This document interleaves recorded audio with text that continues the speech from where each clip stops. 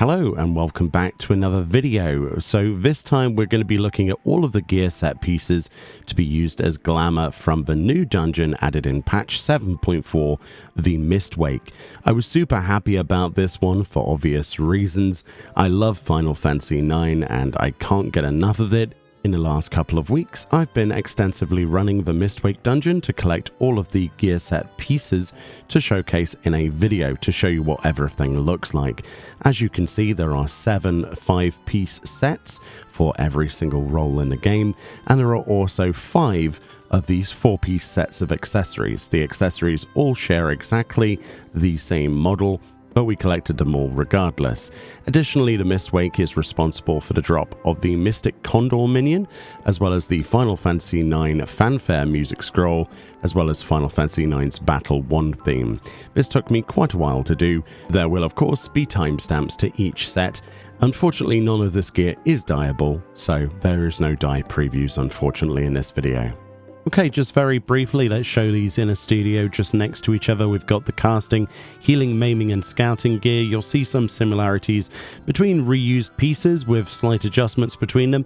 Then we've got fending, aiming, and striking with some interesting details here and there, which will definitely come to life as we look at them in closer detail. So first, let's look at that casting set then, starting off with the casters.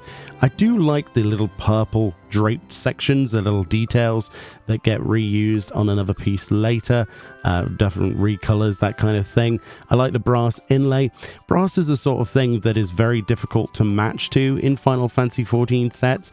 A lot of the time you don't have a dye that will match to any of this stuff, which is a big problem. I'm hoping in the future we get some much stronger reflective dyes or the ability to change the color of these sets. There's very few dyeable dungeon sets in the game, especially in Dawntrail, so it would be really nice to see either recolors of this set in the future added to PvP or something else, or just somewhere else that is dyeable, because I think these sets deserve it. I was very happy to pick these up.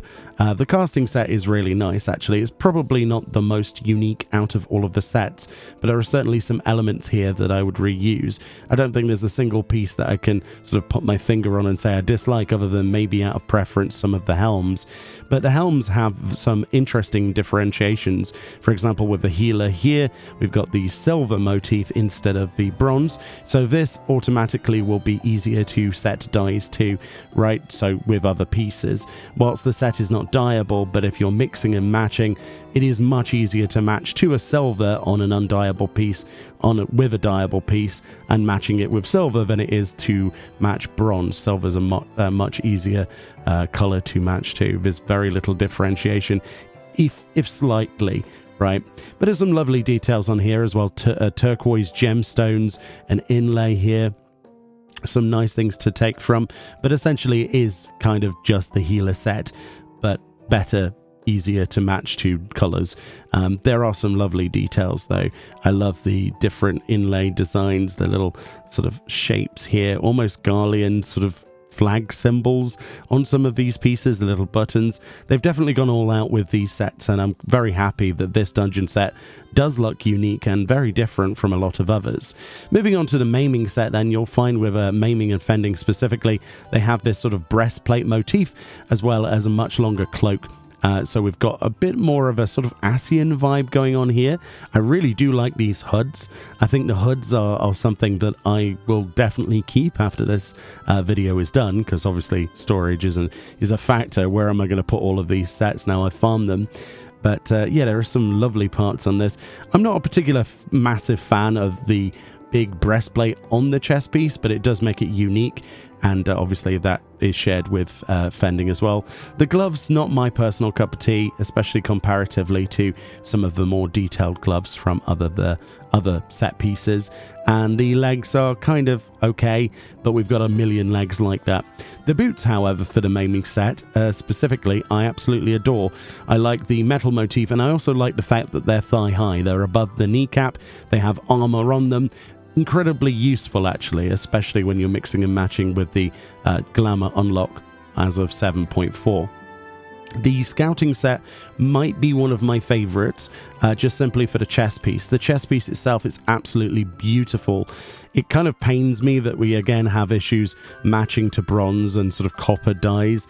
But yeah, it is a really lovely set. The helm there, pretty nice design, kind of combining some of the other designs, but we've also got that kind of almost pentagram on the visor section. It is a bit unfortunate there is no visor commands with these hoods. That would have been nice to be able to display and undisplay, but that robe is absolutely gorgeous. I love it. The gloves are as well a very nice part of this. The scouting gloves, very nice, probably the better gloves out of all of the other sets in my opinion. The legs are quite interesting. You've got these sort of shorts that have slits cut in the side at the front as well as tights, and the boots are quite nice as well, sort of just below the knee, and yeah, like nice sort of brass outlined details. Lots of fun little extra details to distract the eye. But yeah, nice set all in all. Do like that one. Then of course we have moving on to the striking set, which is sharing a lot of similarities to that of the scouting set. We have these green elements though, which may or may not be useful, and also we have a silver inlay on a lot of the set pieces. So again, this is automatically, again, easier to match to with dyes on other pieces. If you wanted to use this helm with a dyeable chest piece from somewhere else, for example, you'll have less issues. However, the green is very vibrant. I'm not really sure what pieces I could match with this that are both silver, black, and green. Maybe some of the Solution 9 pieces. The gloves are lovely though. If you want a difference, instead of having that turquoise, you've got those green gemstones, and the legs are again those shorts that have the slits either side at the front. Quite usable actually, especially with the silver. Same could be said about the boots. The boots do have a green sole on them, as well as gemstones on the front there near the tongue. Very interesting choice. I'm not again sure about the green bits, but again, this is where dyeability would have come in. But not a bad set, honestly. Fending then is wrapping up what we saw with Maiming, only this time we have brass everywhere and sort of little gemstones, nice hoods. Basically just a recolor. There's not really too much for me to dislike here. I think the hoods from both Maiming and Fending are my favorite of these sets. So it's especially useful since 7.4 unlocked the glamour that we can just use different pieces from different sets of the same set piece, if that makes sense. So if I like the helm from the Fending set, I don't have to worry about equipping other pieces of Fending gear.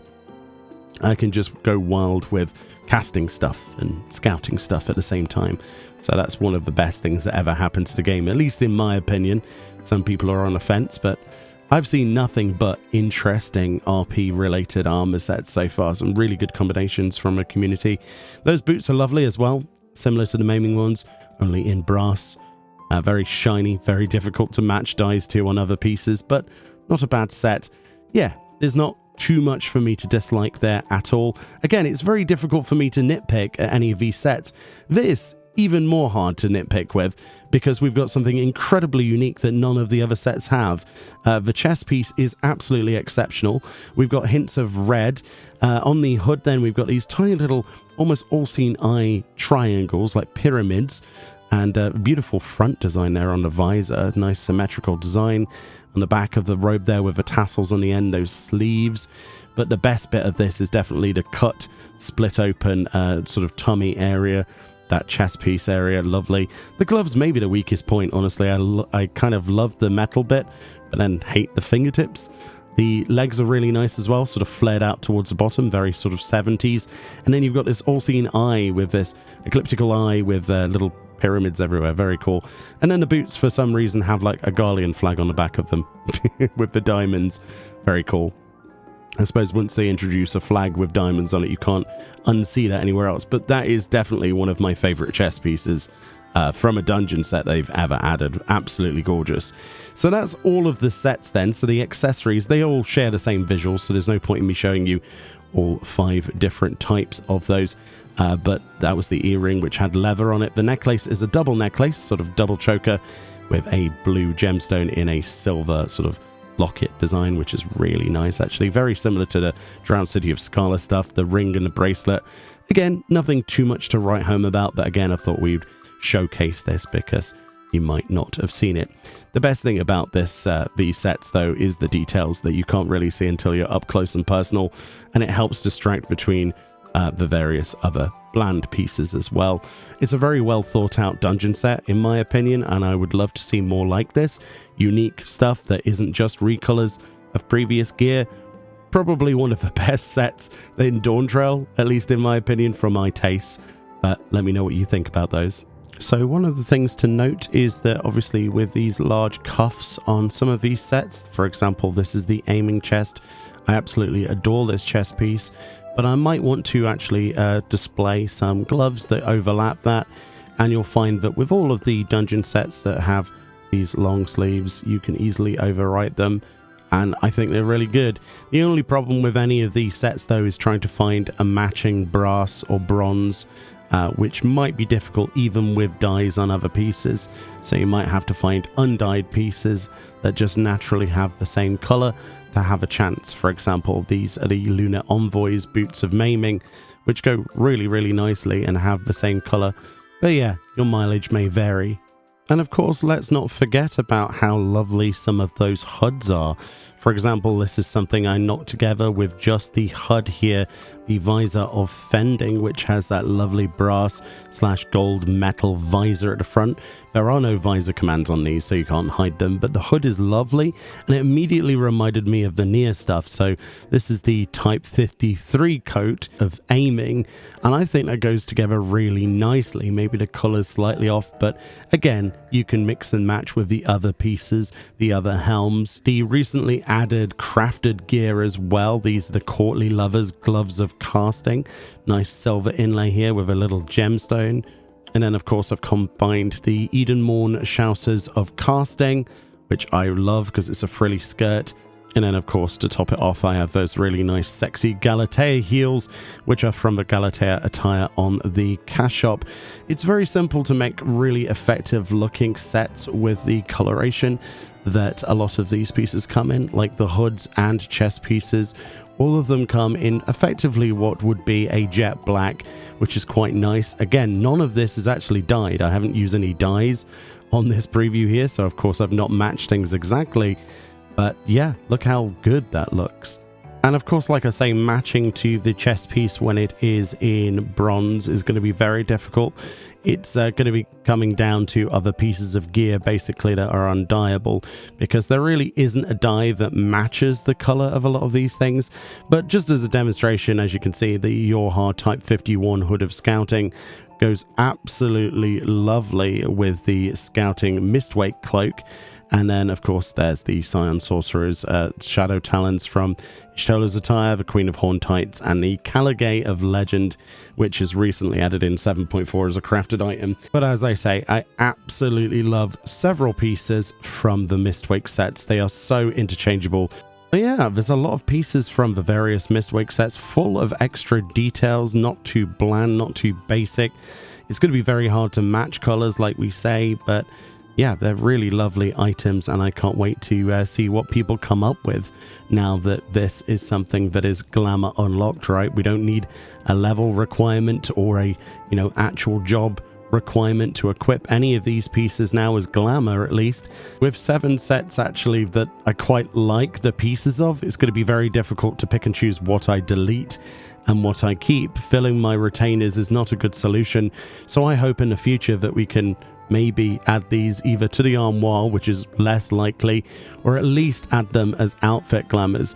Adding dungeon and raid gear as outfit glamours would solve a lot of space issues. Anyway, it was a true pleasure to be able to collect these and show them off for you. Hopefully this video helped somebody if you were on the fence about what things to farm for, or even if the dungeon set was even worth it. Yes, there is no dyeability with these sets, but I think we can agree, at least for the most part, that the details are definitely worth it for a few of these pieces. If they ever did a dyeable recolor version of this available from somewhere else, I would be probably first in line to get it. Anyway, much love, more videos on the way as I get to them. These videos take a little bit longer to make, so apologies for the wait, and I'll see you all next time. Bye bye.